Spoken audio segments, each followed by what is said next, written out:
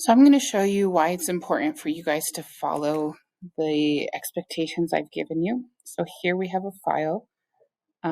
If I export this, I'm not going to do quick export. I'm going to click publish and export, export as.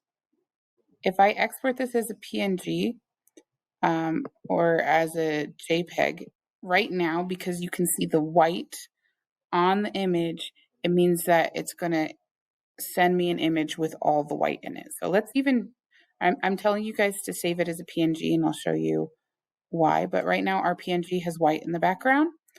So let's go ahead and export that. I'm going to put it, then we're going to save a different file that doesn't have white in the background. Hide that. And I'm going to export it. As you guys can see, you can see that there's no white in the background. And then the last version, which is the version I want from you guys, is where there's only one color. This is the correct version, and I'll show you why in a little bit. So I have all three versions saved. They're all PNGs, like I told you, and not JPEG. This will be important just because of the transparency. JPEG always adds a white background, and I'll show you why that messes with things right now. So whenever you guys send me your file, I'm going to upload it into this program. We're going to start with the image that's done incorrectly, and that is the one with the white background. So as you guys can see, when it's imported in, the system automatically reads this and reads the whole thing as having a solid background.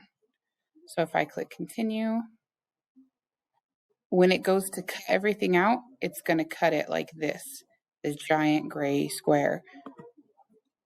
So I'm going to upload it. And look, all I have is a square that's completely useless. So let's try a different one. So this is the one where I had multiple colors. So continue.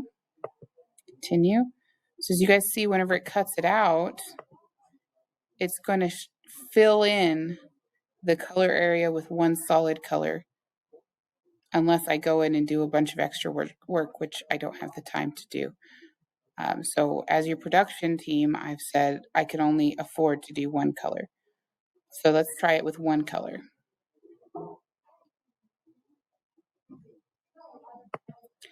So as you guys can see, we have one color. Go into the system. I haven't lost any of my detail. There we go. So whenever I go to put this into the system and cut it out, this is what the system will cut out. And this is the sticker that the student will get. Now, I've told you before that small things are going to have a difficult time. They might get stuck on things. So if you're going to cut out something like this and put it on your Chromebook, these little tiny lines were most likely going to get lost because they don't have enough surface area, especially the ones like this on the edge of his thing. So, by the way, this was Bigfoot Cinderella and this was Tupac SpongeBob. So that's what they are if you're confused. Hopefully this helps you understand a bit better why I'm asking you to do things the way I'm asking you to do them. So if you need to make any changes before you turn in your final, go ahead and do that today. Thanks.